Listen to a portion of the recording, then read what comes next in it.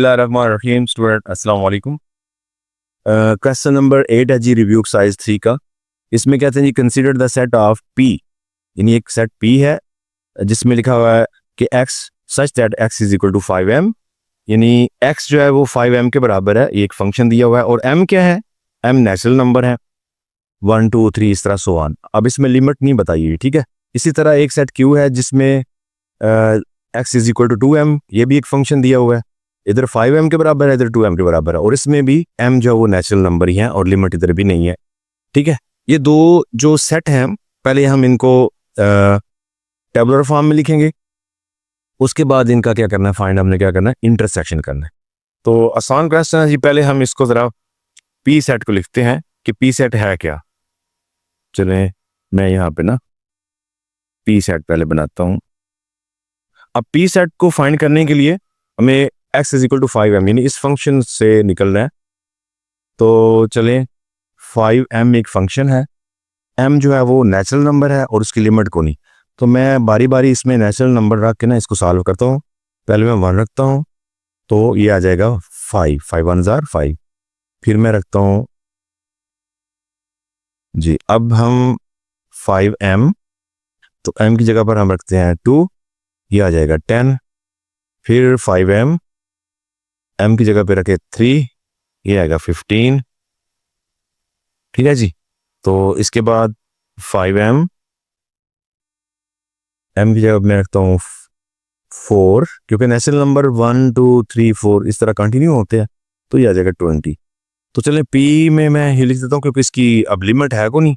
तो 5 से 5 10 15 20, यानी इससे आगे 25 30, यानी इस तरह का ये एक सेट है जो हमें मिल चुका है। तो इसको एंड पे मैंने कंटिन्यू कर दिया, ओके। इसके बाद मैं फाइंड करता हूँ क्यू सेट को, ये आगे लिखा हुआ है।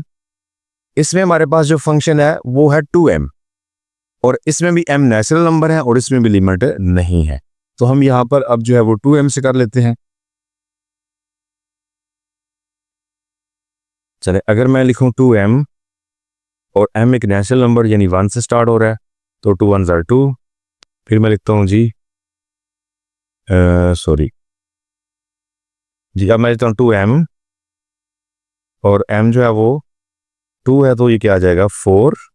इसके बाद 2m, m को मैं रखता हूँ 3, ये आ जाएगा 6, यानी 1 2 3। तो 2m, m का लिखता हूँ 4, क्या आ जाएगा 8। चलिए 2m, तो अब 5 रखें तो ये आ जाएगा 10। यानी इस तरह अगर हम रखते जाएं तो ये आगे जो है वो कंटिन्यू है। लेकिन मैंने अभी 10 तक खुद इसको लेके गया हूँ ताकि अगर इसका इंटरसेक्शन करना है कुछ तो मैच हो ना, क्योंकि पीछे तो मैच ही कुछ नहीं ना होगा। तो मैं इसको 10 तक खुद ले गया हूँ, आगे मैं कंटिन्यू कर दूंगा। चले, ये आ जाएगा 2 4 6 8 10 और कंटिन्यू, क्योंकि इसकी लिमिट भी नहीं है जी स्टूडेंट। अब क्योंकि दोनों सेट जो है हमारे टेबुलर फॉर्म में आ चुके हुए हैं, अब हम इनका करते हैं इंटरसेक्शन, जो कि असल इसमें पूछा गया है कि P इंटरसेक्शन Q। तो P इंटरसेक्शन Q, P में हमारे पास एलिमेंट आ रहे हैं 5 10 15 20 कंटिन्यू। इंटरसेक्शन Q में हमारे पास 2 4 6 8 और 10 और कंटिन्यू, ठीक हो गया। अब इनमें इंटरसेक्शन में वही लिखना होता है जो मैच करता है P इंटरसेक्शन Q। तो इसमें स्टूडेंट मैच कर रहा है हमारे पास जो है वो 10। अगर आप लोगों का मतलब एक आगे भी इसको लेके चलना चाहें तो आप कर सकते हैं, यानी तो इसको आगे आप यानी 2m के आगे वो वैल्यूज 5 के बाद 6 7 8 इस तरह रखते जाएं तो आगे 20 भी मैच कर जाएगा, ठीक है। इसके बाद आगे 30 मैच करेगा, क्योंकि ये तो 5 का टेबल है ना, तो दरमियान में जो 15 या 25 या 35 आएंगे वो तो मैच इससे करेंगे नहीं, ये सारे इवन नंबर है। तो ये 10 20 आगे 30 जब आएगा, ठीक है, वो ही मैच करेंगे। तो मैंने खुद ही 10 तक इसको किया ताकि, क्योंकि इंटरसेक्शन करना है, अगर इस तक भी ना जाता तो खाली सेट आ जाना था।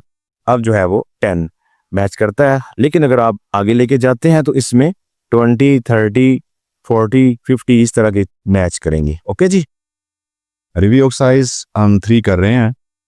इसमें क्वेश्चन नंबर 9 है, from suitable properties of union and intersection deduce the following results.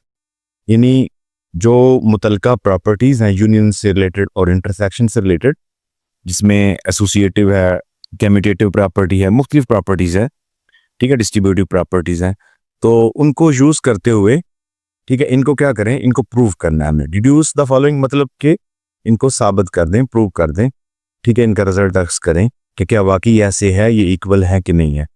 तो चलें हम इसको प्रूव करते हैं। इसमें 2 पार्ट हैं। पहला पार्ट मैंने लिखा है कि A intersection into A union B, ठीक है जी, और इसको हमने इसके इक्वल प्रूव करना है, या फिर आप इस साइड को सॉल्व करके इसकी इक्वल कर सकते हो, जो मर्जी है आपकी। तो इसकी लेफ्ट हैंड साइड को सॉल्व करते हैं, LHS, ठीक है। तो ये क्या है जी, ये है A intersection into A union B, ठीक है जी। चलें, तो देखें स्टूडेंट, यहाँ पे हमें क्या नजर आता है, ये है जी ए, आगे इंटरसेक्शन है और ब्रैकेट के अंदर ए यूनियन बी है। अगर तो ब्रैकेट के अंदर भी इंटरसेक्शन होता, यानी ये भी इंटरसेक्शन, ये भी इंटरसेक्शन होता, फिर तो थी ये एसोसिएटिव प्रॉपर्टी, यानी कि एसोसिएटिव प्रॉपर्टी ओवर इंटरसेक्शन, ठीक है। या फिर यह कि ये यूनियन है तो ये भी यूनियन होता, यानी दोनों जगह पर यूनियन होता, तो फिर ये एसोसिएटिव प्रॉपर्टी ओवर यूनियन थी। अब यहाँ पर है इंटरसेक्शन और आगे आ रहा है ब्रैकेट्स के अंदर यूनियन, तो ये डिस्ट्रीब्यूटिव प्रॉपर्टी होगी, ठीक है जी। तो डिस्ट्रीब्यूटिव प्रॉपर्टी कैसे, यानी कि ये जो ए इंटरसेक्शन ब्रैकेट के बाहर आया हुआ है, हमें पता है कि ब्रैकेट के बाहर कुछ भी हो तो वो अंदर सबसे मल्टीप्लाई होता है, यानी उनके साथ साथ आता है। दूसरे लफ्जों में, क्योंकि हम इसको डिस्ट्रीब्यूटिव प्रॉपर्टी कह रहे हैं, तो हम ये भी कह सकते हैं कि ये डिस्ट्रीब्यूट होके, ठीक है, इसके साथ भी और इसके साथ भी आएगा। जैसे हम कहते हैं ना कोई चीज़ कि ये कुछ चीज़ है, ये बच्चों में डिस्ट्रीब्यूट कर दें, ठीक है, ये लफ्ज इस्तेमाल होता है ना कि ये थोड़ी सी चीज़ है, ये बच्चों में डिस्ट्रीब्यूट कर दें। तो जब बच्चों में वो चीज़ डिस्ट्रीब्यूट की जाती है तो सबको मिलती है। तो इसी तरह अगर इसको भी डिस्ट्रीब्यूट किया जाएगा तो ये ए को भी मिलेगा और ये बी को भी मिलेगा, ठीक है जी। जी, यहाँ पर जो प्रॉपर्टी इस्तेमाल हो रही है उसको हम लिखेंगे distributive property of intersection over union, ठीक है जी। तो चलें, अगर ये डिस्ट्रीब्यूटिव प्रॉपर्टी इस्तेमाल हो रही है तो वो किसके इक्वल होती है, वो होती है जी, मैंने अभी कहा कि ये जो है ये डिस्ट्रीब्यूट होकर ए के साथ भी और बी के साथ भी आएगा, यानी ये आएगा ए इंटरसेक्शन ए, यानी पहले ये इसके साथ ब्रैकेट डाल दें और आगे यूनियन, फिर ये ए इंटरसेक्शन बी के साथ ए इंटरसेक्शन बी, ठीक हो गया जी। चलें, अब इसके बाद हम इसको क्या कर सकते हैं, देखिए इसको थोड़ा सा सॉल्व करने की कोशिश करें। ये देखें लिखा हुआ है जी ए इंटरसेक्शन ए, यानी ए का ए के साथ ही इंटरसेक्शन करें। तो इंटरसेक्शन में स्टूडेंट जो कॉमन एलिमेंट होते हैं वो लिखते हैं जो एक जैसे होते हैं। तो जब ए का ए के साथ ही इंटरसेक्शन करेंगे तो जाहिर बात है दोनों ही सेम सेट है, तो आंसर भी एक ही आएगा, ठीक है। जैसे मैं फॉर एग्जांपल यहाँ पे करता हूँ, ए जो है ये इसमें 1, 2 और 3 है, ठीक है। तो इसका इंटरसेक्शन अगर फिर ए के साथ ही करें 1, 2 और 3, तो जी यानी ये ए सेट था, तो इंटरसेक्शन बी सी के साथ यानी ए इंटरसेक्शन ए करें तो आंसर भी जाहिर बात है ए 1, 2 और 3, यानी कि ए सेट ही आएगा, सेम उसी के एलिमेंट बने ना। तो इसका मतलब है कि इन दोनों का इंटरसेक्शन करूं तो मैं यहाँ पर आंसर इसका ए सेट आएगा, तो मैं यहाँ पे लिख सकता हूँ सिर्फ ए, बजाय ये दोनों लिखेंगे। उसके बाद फिर क्या आ जाएगा, union into A intersection B. इसको सॉल्व मतलब करने की जरूरत नहीं, ये एज इट। अब देखिए ये जो रिजल्ट आ चुका है ये क्या चीज बन रही है, ये इसकी राइट हैंड साइड बन रही है, सेम वही चीज बन रही है ना, ठीक है। तो मैं इसको लिखता हूं किसकी इक्वल, ये क्या है जी, ये राइट हैंड साइड है RHS, ठीक है। तो यही चीज हमने प्रूव करनी थी कि ये जो लेफ्ट हैंड साइड है ये राइट हैंड साइड के इक्वल है, ठीक है। ये प्रूव हो चुका है, यानी LHS is equal to RHS। तो नीचे आप लिख सकते हैं दोबारा से इस पूरे लॉ को लिख के,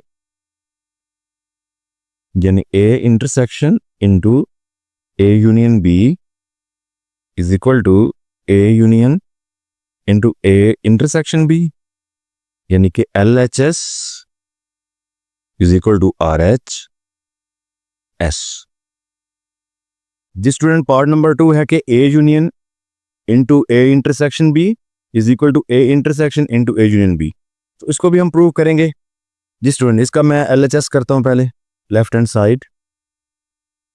तो इसमें ये क्या है जी, A union into A intersection B.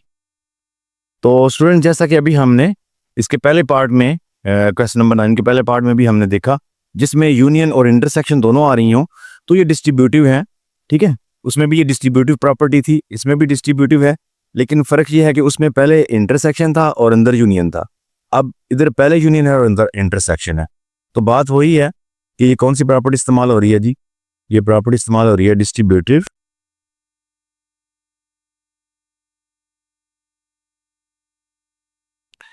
Property,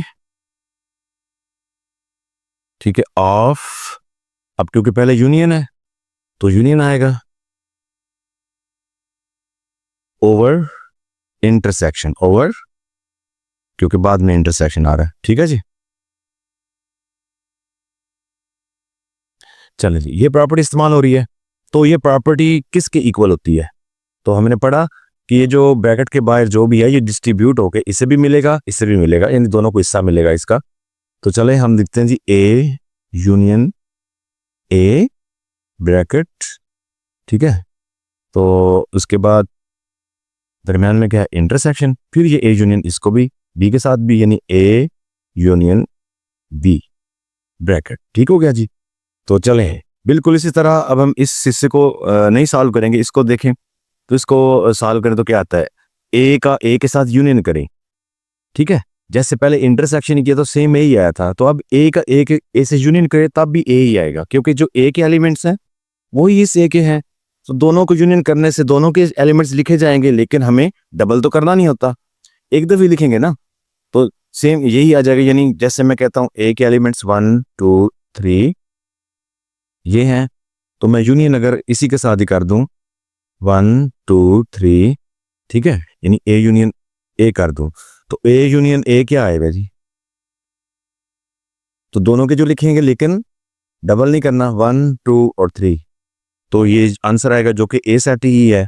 ठीक है सारा, तो इसका मतलब है ए यूनियन ए भी ए सेट ही होता है। ठीक है, उसके बाद इंटरसेक्शन है और आगे सेम वही चीज ए यूनियन बी।